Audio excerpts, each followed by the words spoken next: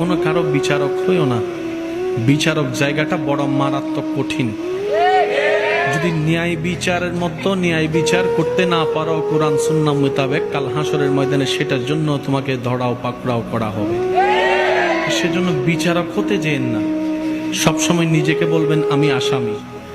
সবসময় নিজেকে বলবেন কি? আমি আসামি, আমি আসামি। আসামি সবসময় মাথা কি করে রাখে? জোরে বলেন, আসামি সবসময় মাথা কি করে রাখে? চোখ কি করে রাখে?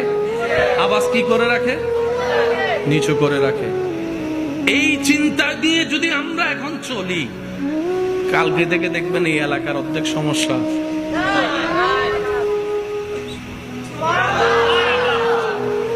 তারাই ভয় থেকে মুক্ত যারা রবকে ভয় পায়।